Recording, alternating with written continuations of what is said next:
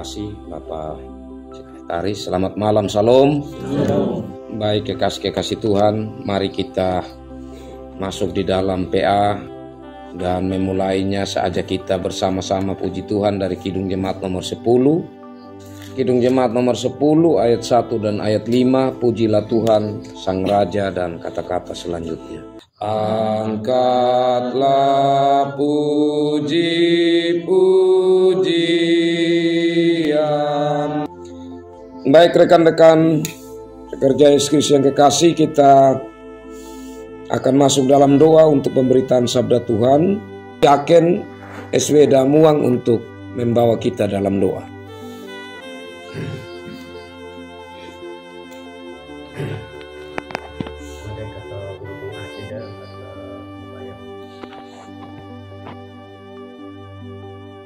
O alamuri nama egra tam jaga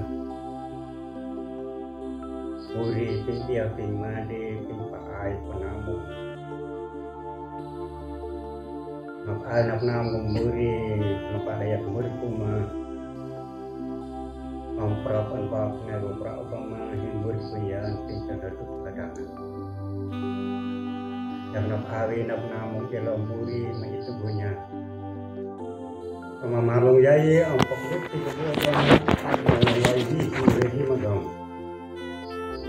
lapung ampenung apa kong bukti mah abinanya penutup amadet nengarana pintar haduk hadana wima ye muri itu mah han podo tu majelis Jumat lapung tu yayen Hai penamu munya betul pekatong munya Himpelik log lek gawa mah himpok nyur pakanagam Lapung hidu mah ama kawiti kebuong Berihimong kamalong yayin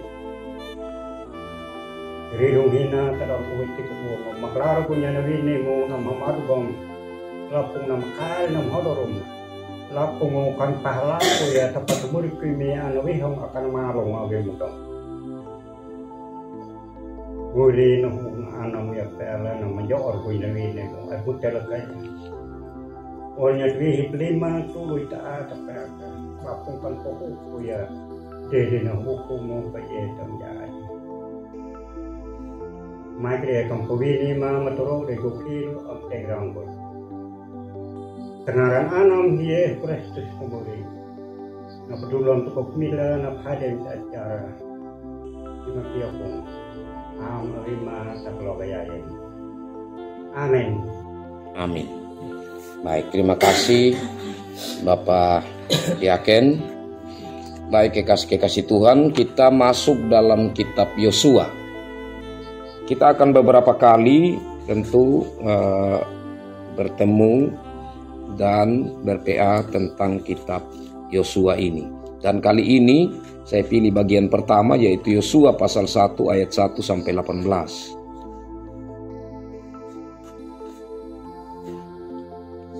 Yosua pasal 1 ayat 1 sampai 18 saya bacakan bagi kita kekasih Tuhan. Judul perikop, perintah Tuhan kepada Yosua untuk merebut tanah Kanaan. Sesudah Musa hamba Tuhan itu mati, berfirmanlah Tuhan kepada Yosua bin Nun, abdi Allah, abdi Musa itu. Demikian, hambaku Musa telah mati, sebab itu bersiaplah sekarang, seberangilah sungai Yordan ini, engkau dan seluruh bangsa ini, menuju negeri yang akan kuberikan kepada mereka, kepada orang Israel itu. Setiap tempat yang akan diinjak oleh telapak kakimu, kuberikan kepada kamu, seperti yang telah kujanjikan kepada Musa. Dari padang gurun dan gunung Libanon yang sebelah sana itu sampai ke sungai besar, yakni sungai Efrat, seluruh tanah orang Het, sampai ke laut besar di sebelah matahari terbenam, semuanya itu akan menjadi daerahmu. Seorang pun tidak akan dapat bertahan menghadapi engkau seumur hidupmu. Seperti aku menyertai Musa, demikianlah aku akan menyertai engkau. Aku tidak akan membiarkan engkau dan tidak akan meninggalkan engkau. kuatkan dan teguhkanlah hatimu, sebab engkaulah yang memimpin bangsa ini memiliki negeri yang kujanjikan dengan bersumpah kepada nenek moyang mereka untuk diberikan kepada mereka. Hanya kuatkan dan teguhkanlah hatimu dengan sungguh-sungguh. Bertindaklah hati-hati sesuai dengan seluruh hukum yang telah diperintahkan kepadamu oleh hamba-Ku Musa. Janganlah menyimpang ke kanan atau ke kiri, supaya engkau beruntung kemanapun engkau pergi.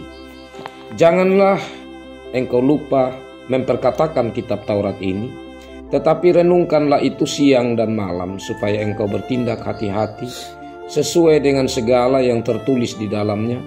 Sebab dengan demikian perjalananmu akan berhasil dan engkau akan beruntung.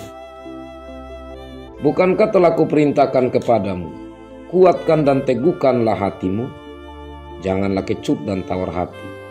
Sebab Tuhan Allahmu menyertai engkau kemanapun engkau pergi. Lalu Yosua memberi perintah kepada pengatur-pengatur pasukan bangsa itu, katanya, jalanilah seluruh perkemahan dan perintahkanlah kepada bangsa itu demikian. Sediakanlah bekalmu, sebab dalam 3 hari kamu akan menyeberangi sungai Yordan ini untuk pergi menduduki negeri yang akan diberikan Tuhan Allahmu kepadamu untuk diduduki. Kepada orang Ruben, kepada orang Gad, dan kepada suku Manase yang setengah itu berkatalah Yosua demikian. Ingatlah kepada perkataan yang dipesankan Musa, hamba Tuhan itu kepadamu, yakni, Tuhan Allahmu mengaruniakan keamanan kepadamu dan memberikan kepadamu negeri ini. Perempuan-perempuan dan anak-anak di antara kamu dan ternakmu boleh tinggal di negeri yang diberikan Musa kepadamu di seberang sungai Yordan. Tetapi kamu, semua pahlawan yang gagah perkasa, harus menyeberang di depan saudara-saudaramu dengan bersenjata dan haruslah menolong mereka. Sampai Tuhan mengaruniakan keamanan kepada saudara-saudaramu seperti kepada kamu juga, dan mereka juga menduduki negeri yang akan diberikan kepada mereka oleh Tuhan Allahmu. Kemudian bolehlah kamu pulang kembali ke negerimu sendiri dan menduduki negeri yang diberikan Musa hamba Tuhan itu kepadamu di seberang sungai Yordan, di sebelah matahari terbit. Lalu mereka menjawab Yosua, katanya, segala yang kau perintahkan kepada kami akan kami lakukan, dan kemanapun kami akan kau suruh kami akan pergi. Sama seperti kami mendengarkan perintah Musa, demikianlah kami akan mendengarkan perintahmu. Hanya Tuhan Allahmu kiranya menyertai engkau seperti ia menyertai Musa. Setiap orang yang menentang perintahmu dan tidak mendengarkan perkataanmu, apapun yang kau perintahkan kepadanya, dia akan dihukum mati. Hanya kuatkan dan teguhkanlah hatimu. Demikian bagian bacaan sabda Tuhan. Berbahagialah kita yang selalu rindu firman Tuhan dan memelihara atau melakukan dalam hidup sehari-hari. Shalom. Baik, kekasih-kekasih Tuhan, kitab Yosua, kitab yang berada tentu setelah 5 kitab Musa yang kita sudah selesaikan. Dia sudah masuk di dalam kitab sejarah. Nah, kita tahu bersama bahwa Yosua ini sebelumnya telah dipersiapkan Tuhan, dan Musa juga mempersiapkan dia. Bolehlah dikatakan Yosua ini sebelumnya adalah wakil dari Musa. Nah, sebagai wakil dari Musa, tentu saat ia berhadapan dengan bangsa Israel dengan berbagai pergumulan yang ada, dia sedikit merasa ada posisi aman. Kenapa? Karena dia punya ketua ada, yaitu Musa. Jadi kalau ada masalah, orang datang sama dia, ya bisa dibilang, kamu pergi di Musa saja. Tapi sekarang Musa sudah mati, dan dia yang harus berhadapan dengan rencana Tuhan yang telah Tuhan rancangkan lewat Musa, dan sekarang Musa sudah meninggal, yang harus tetap berjalan di dalam kepemimpinan Yosua. Menjalankan rencana Tuhan ini tidak gampang. Pertama, sepanjang dalam kepemimpinan Musa, ia sudah melihat bagaimana perilaku dari bangsa Israel ini, yang seringkali mereka disebut tegar tengkuk, keras kepala, suka melawan, suka bersungut-sungut. Belum lagi sebagai seorang pemimpin, kan ini sudah mau rebut masuk di tanah Kanaan. Nah, ini harus perang. Dan memang kalau kita baca seluruh kitab Yosua ini, sampai matinya Yosua, dia bergumul dengan bagaimana berperang. Nah, kalau kita perhatikan kitab Yosua ini, meskipun di situ bercerita tentang bagaimana kepemimpinan dari Yosua, tetapi prinsipnya bahwa yang berperang itu Tuhan. Sekali lagi, yang berperang itu adalah Tuhan.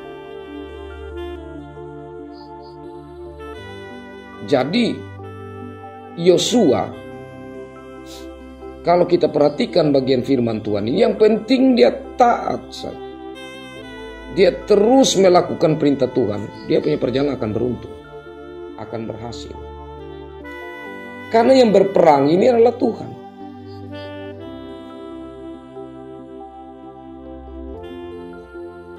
Nah, kekasih Tuhan, apa yang Tuhan sudah rencanakan,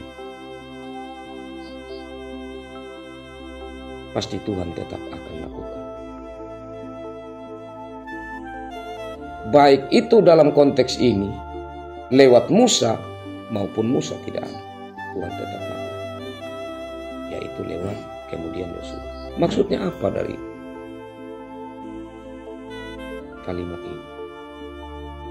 Bahwa kita bersyukur karena kita kali ini dipercaya oleh Tuhan.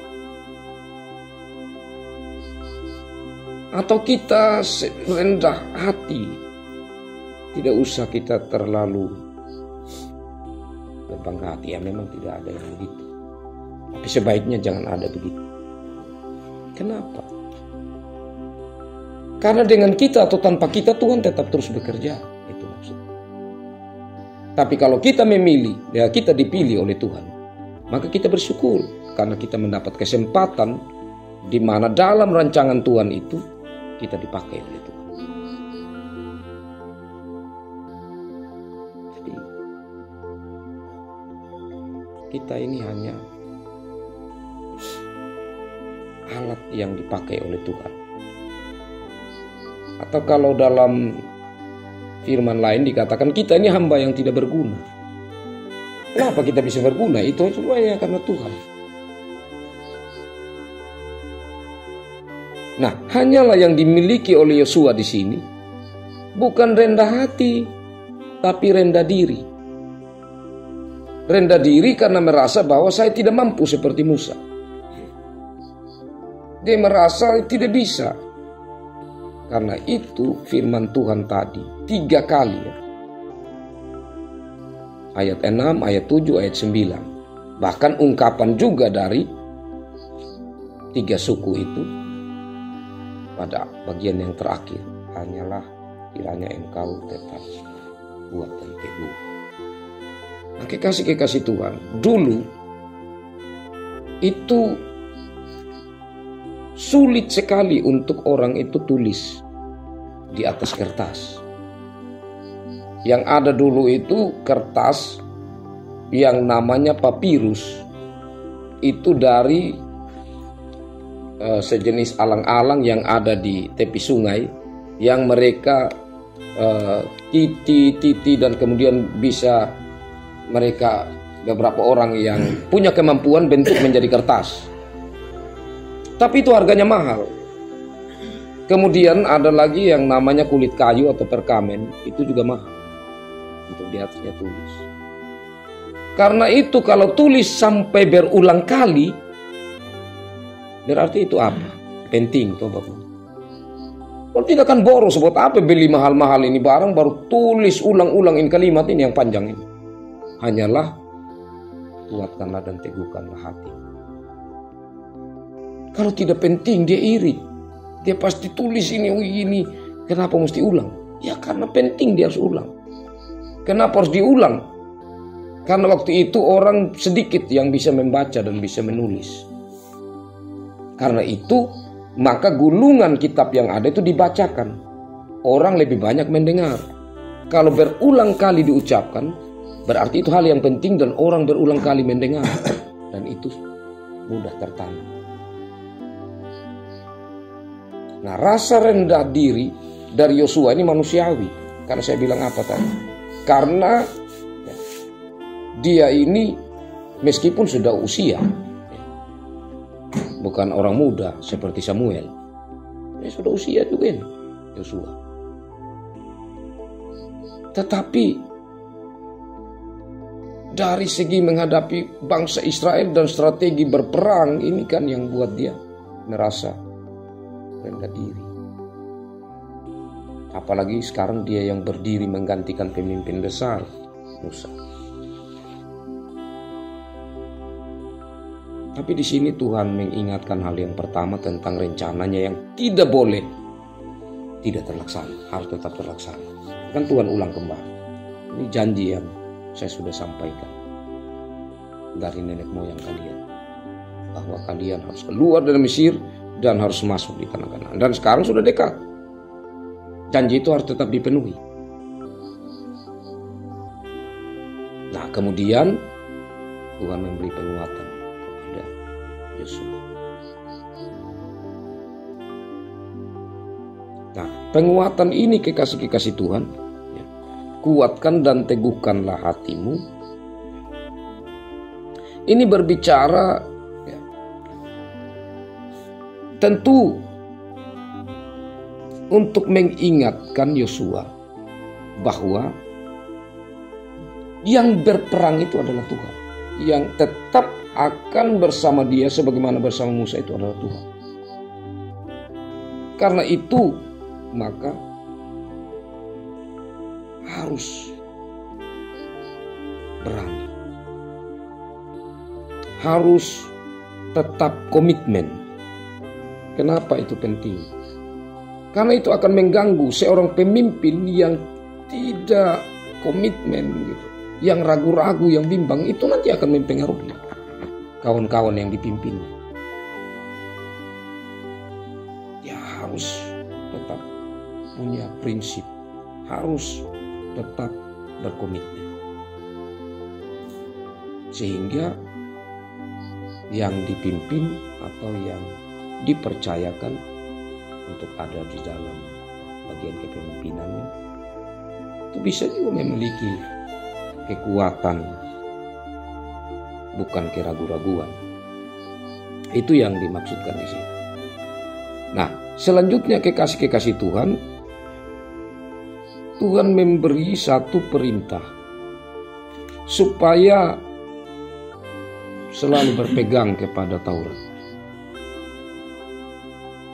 Perkataan Taurat itu harus selalu dipegang. Nah, waktu itu kan Taurat masih terbatas. Tidak sama dengan waktu Taurat setelah mereka ada di tanah Kanaan. Itu nanti sudah ada tafsiran-tafsirannya. Jadi kalau bangsa Israel itu kalau kita baca di kitab Keluaran, Imamat, kita kenapa yang dia bilang apa yang ku perintahkan kepadamu, baik itu hukum-hukum, peringatan-peringatan, peraturan-peraturan, ketetapan-ketetapan, apa bedanya? Nah, di bangsa Israel itu Bapak Mama, itu yang kemudian itu ada yang khusus, ada yang berlaku umum seperti 10 hukum. Nah, 10 hukum itu dia berlaku untuk siapa saja, baik bangsa Israel maupun di luar bangsa Israel. Tapi ada lagi hukum yang khusus. Yang khusus memang itu berlaku bagi bangsa Israel. Contohnya yang khusus, kalau hari Sabat tidak boleh bekerja. Nah, itu khusus bagi bangsa Israel. Tapi kalau orang lain atau bangsa lain yang kerja dengan orang Israel, mereka kerja saja. Jadi mereka itu orang yang kerja dengan mereka, contohnya di toko begitu ya, tokonya orang Israel, orang dari luar Israel. Ya Don tidak bilang kamu ini hari Sabat, tidak, Don kerja. Karena itu hukum yang khusus untuk orang Israel. Nah, maksudnya di sini bahwa ini masih khusus tentang 10 hukum. Dan tentang Taurat atau 10 hukum ini harus dipegang teguh. Harus dipegang teguh oleh Yosua. Supaya perjalanannya itu berhasil. Supaya beruntung. Nah terus kalau disandingkan dengan kita sekarang, bagaimana tentang pemberlakuan itu? Yesus kan sudah sempurnakan, bukan meniadakan, tetapi menggenapi. Hukum Taurat tetap dipakai, tetapi menggenapinya lewat dirinya. Dalam hal ini, kelemahan kita dalam melakukan hukum Taurat itu akan digenapi, ditutupi dengan kasih karunia Allah dalam Yesus Kristus. Jadi contohnya begini. Saya tidak mampu sama sekali, ini bukan sengaja ya, tetapi saya tidak mampu, saya jatuh dalam dosa dengan membunuh.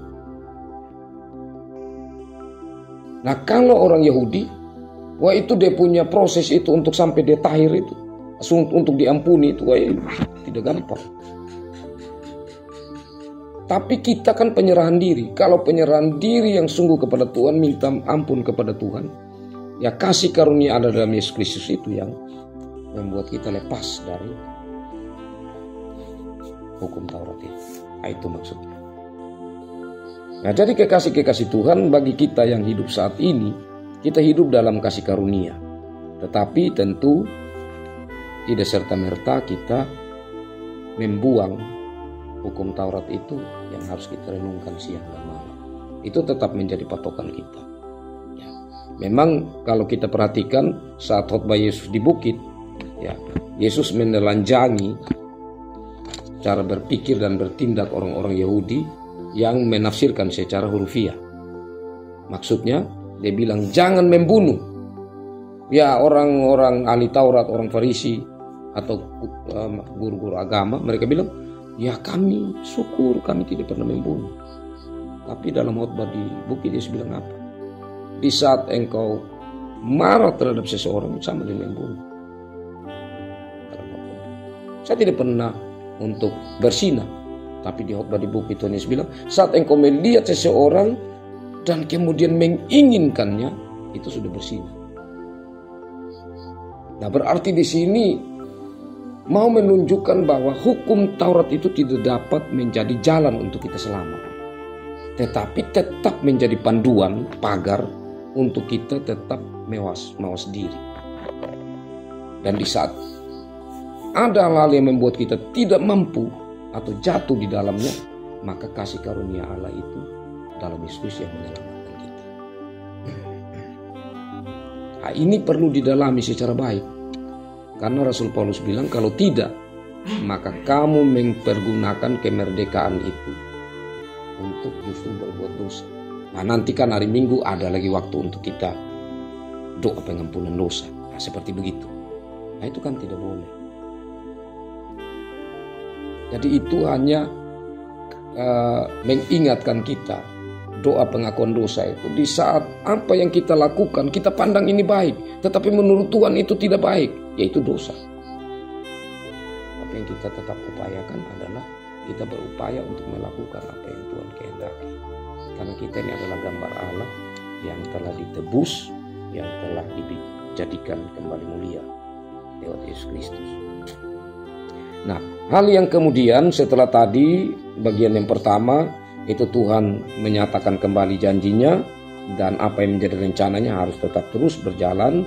Dan hal yang kedua di mana Tuhan kemudian memberi penguatan kepada Yosua dan memberi perintah-perintah kepada Yosua.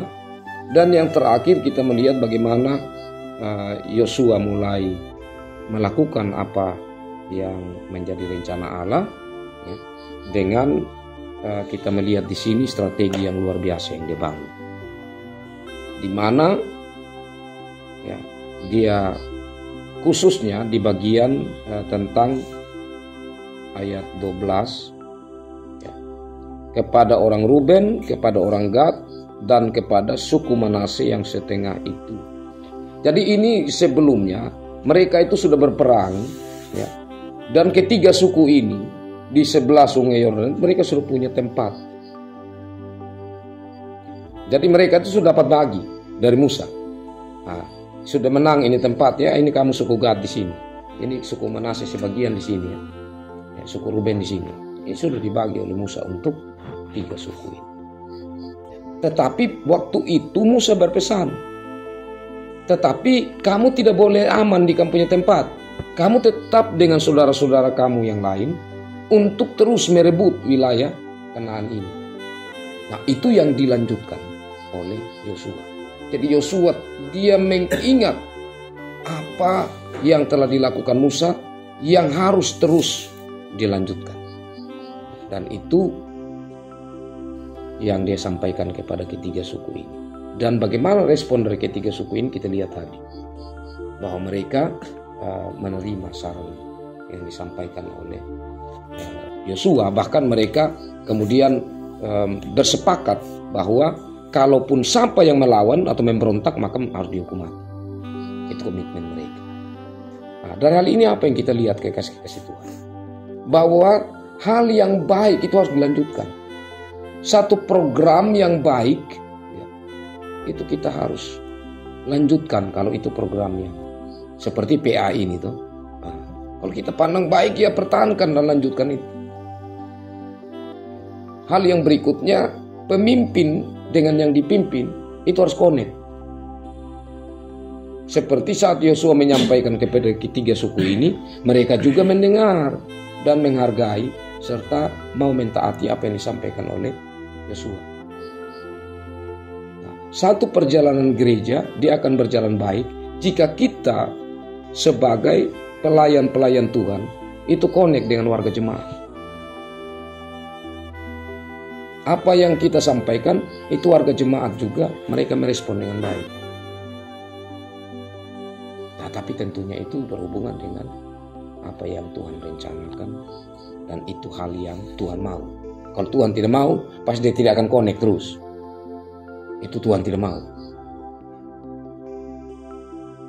Nah, kekasih Tuhan, kita percaya bahwa ada begitu banyak hal ya, yang menjadi program dari jemaat kita, dan kita sebagai pemimpin-pemimpin, sebagai majelis jemaat kita bisa belajar profil atau karakter atau kepemimpinan dari Yosua ini seperti apa yang Tuhan mau, dan tindakan-tindakan yang dilakukan ini oleh Yosua seperti apa yang menjadi semangat bagi kita,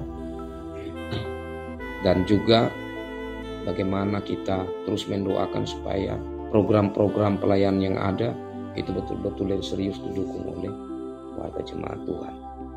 Ya, ini dulu kekasih-kekasih Tuhan yang dapat saya bagikan lewat tafsiran dan sekaligus aplikasi ya, penerapannya dalam kehidupan kita saat ini lewat bagian yang pertama untuk pertemuan kita tentang kitab Yosua ini. Dan selanjutnya saya berikan kesempatan kita berbagi berkat bersama.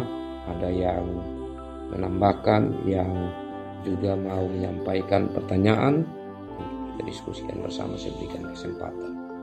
Kita mulai dari Bapak Angel, dari Bapak Eka, Bapak Ben, Pak Oman, jelas.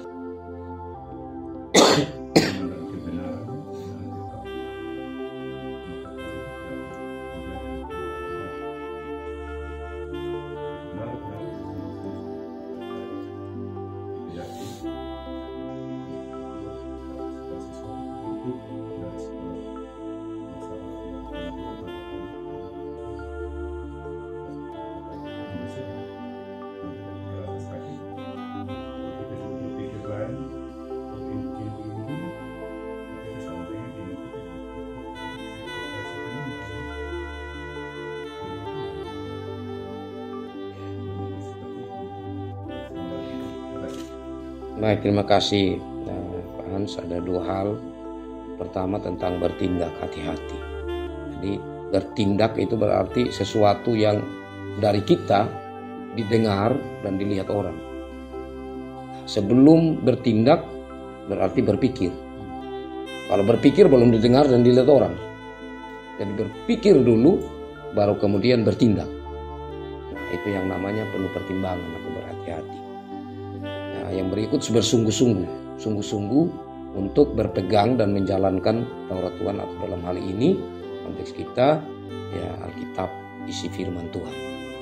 Berpegang sungguh-sungguh, karena dengan sungguh-sungguh itulah maka kita mampu untuk menghadapi berbagai beban dan tantangan, serta tetap memiliki kesetiaan di dalam pelayanan. Terima kasih dari Pak Hans, dari Mama ini, dari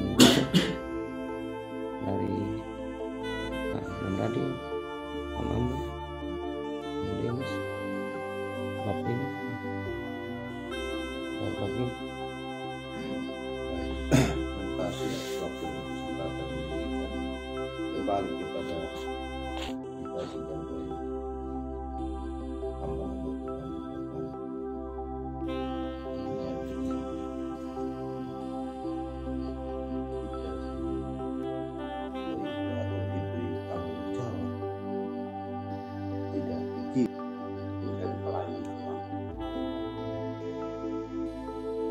Tuhan tidak mungkin biarkan kita dalam berbagai keterbatasan kita, kelemahan kita, kekurangan kita.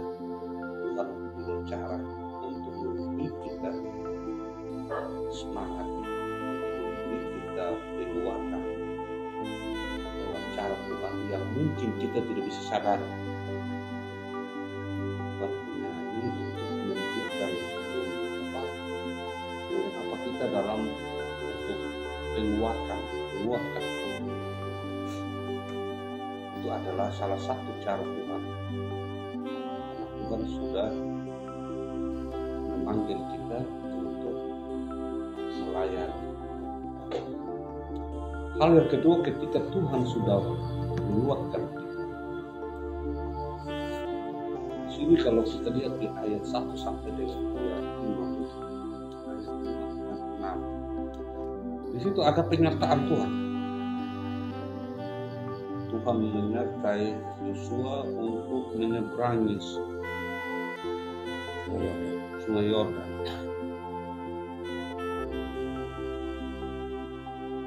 Yosua tidak berjalan seorang diri. Tuhan menyertai. Sama dengan kita. Ketika dia sudah panggil, dia tidak mungkin lepas kita. Dia pasti menyertai, memberi kita kekuatan, memberi kita kesehatan, memberi kita hidup. Dia menjadi seorang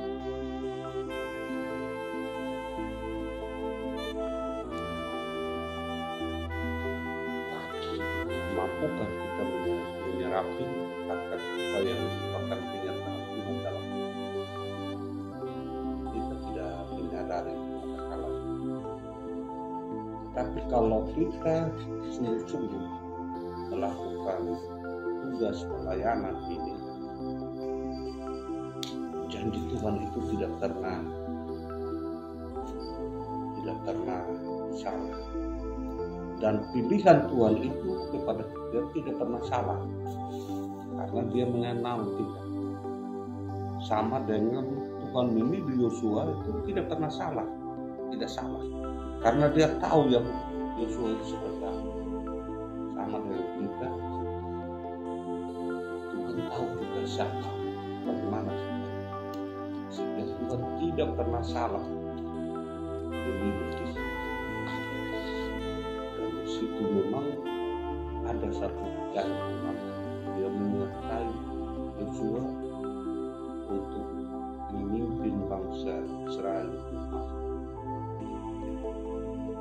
Ya Tuhan, kita pasti ada penyertaan Tuhan di dalam kita melaksanakan tugas pelayanan kita, baik musim hujan maupun di musim. Kalau betul kita memang di dalam ayat selanjutnya, ya, kita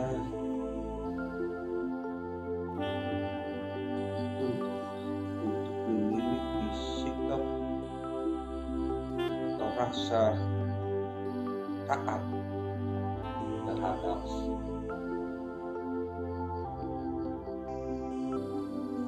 perintah Tuhan dan dapat menaati apa yang Tuhan kehendaki. Kita sebagai pelayan, kalau kita tidak taat, bagaimana dengan warga-warga lain? Kita tidak taat melakukan apa yang merupakan tugas pelayanan kita. Jangan sampai pelayanan kita menjadi tawar, beda atau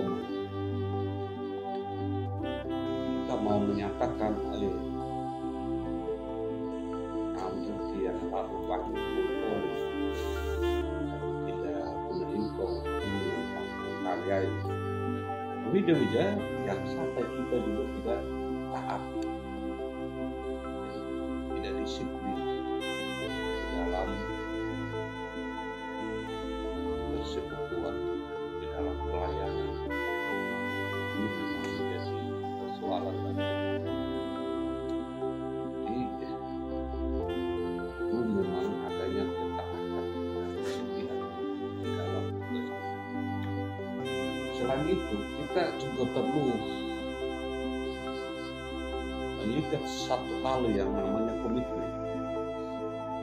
Ya, seperti yang disampaikan oleh Bapak Ibu,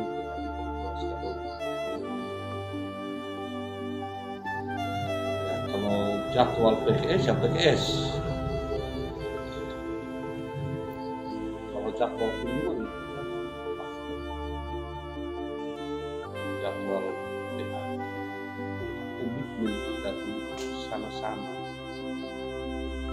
melakukan apa yang Tuhan kerjakan dalam hidup.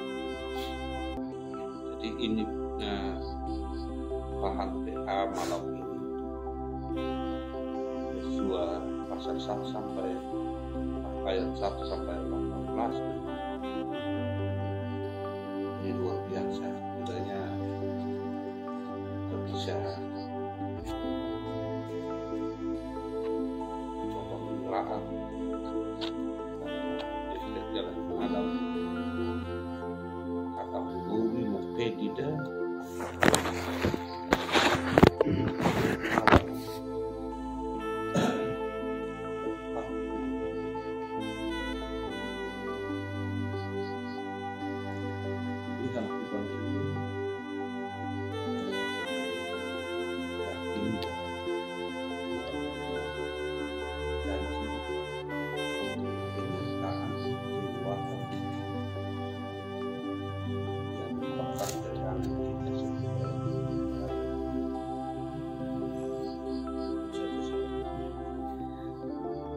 Baik, terima kasih Bapak Ketua BKOI, Mama Tommy. Kita sudah ini ya, bisa ikuti dan saya sampaikan kesimpulan supaya bisa ikuti. Ya, jadi setelah Musa meninggal, maka Yosua sebagai pengganti Musa memimpin bangsa Israel untuk masuk ke tanah Kanaan sebagai satu rencana Tuhan bagi bangsa Israel. Dan kita Israel masa kini, tentu Tuhan sedang merencanakan untuk kita pada akhirnya semakin dekat dengan Kristus dan bersama Dia di Yerusalem yang baru. Dan kita sekarang ini pemimpin-pemimpin yang dipakai Tuhan untuk membawa warga jemaat Tuhan semakin dekat dengan Kristus dan pada akhirnya masuk ke Yerusalem baru. Nah, tentu Tuhan yang memilih Yosua, Tuhan yang memilih kita. Dan Tuhan tidak membiarkan kita. Tuhan mengingatkan Yosua sebagai bentuk kepedulian Tuhan kepada kepemimpinan Yosua. Tuhan juga mengingatkan kita saat ini supaya kuatkan dan teguhkan hati. Kuatkan dan teguhkan hati berhadapan dengan baik itu pelayanan kita maupun di dalam menjalani kehidupan rumah tangga dan bersosial masyarakat. Karena kita akan menjadi teladan, karena kita yang akan menunjukkan bagaimana untuk orang pada akhirnya melihat satu ketaatan, satu kehidupan yang bisa mempengaruhi mereka untuk berjalan pasti mendekat kepada Kristus dan memasuki Yerusalem baru. Nah, karena itu maka di sini Tuhan meminta supaya Yosua bertindak hati-hati. Jangan menyimpang ke kanan dan ke kiri. Itu komitmen. Jangan menyimpang, berjalan komitmen. Dan kemudian bertindak hati-hati sesuai apa? Sesuai firman Tuhan. Supaya apa? Supaya jangan sampai kita salah. Kita melakukan ini sebenarnya tidak sesuai. Jadi harus hati-hati supaya itu persis seperti apa yang Tuhan mau dalam firman. Karena itulah maka di sini dia katakan di ayat 8, renungkanlah itu siang dan malam. Ini bukan bacalah, tapi renungkan. Berarti macam kita begini perlu kita bertemukan, kita renungkan supaya kita dalami apa yang kurang kita tahu lewat PA ini, kita dalami. Kita merenungkan itu sehingga kita tidak salah jalan, tidak menyimpang, dan kita bisa bertindak hati-hati. Kan kita sudah ingat terus firman Tuhan yang kita renungkan. Dan yang terakhir dikatakan di sini bahwa ayat 9, ya, kuatkan dan teguhkan hatimu, janganlah kecut dan taruh hati, sebab Tuhan Allah menyertai engkau kemanapun engkau pergi. Seperti disampaikan Bapak Arto tadi, ya. Itu janji Tuhan dan ya dan amin. Dan janji Tuhan kita ingat kapan lagi disampaikan Tuhan, yaitu saat Yesus mau terangkat ke sorga. Aku akan menyertai kamu senantiasa sampai akhir zaman. Janji yang disampaikan murid-murid dan tentu kita juga bagian dari murid Kristus. Kita berpegang pada janji Tuhan. Selain tentunya berpegang kepada janji Tuhan, bahwa di saat kita melakukan dengan sungguh-sungguh firman Tuhan, maka kita akan berhasil. Perjalanan kita berhasil, kita akan beruntung. Yang paling penting dalam pikiran kita bukan soal beruntungnya, tetapi soal keyakinan Tuhan tetap menyertai untung maupun rugi. Apapun yang kita hadapi.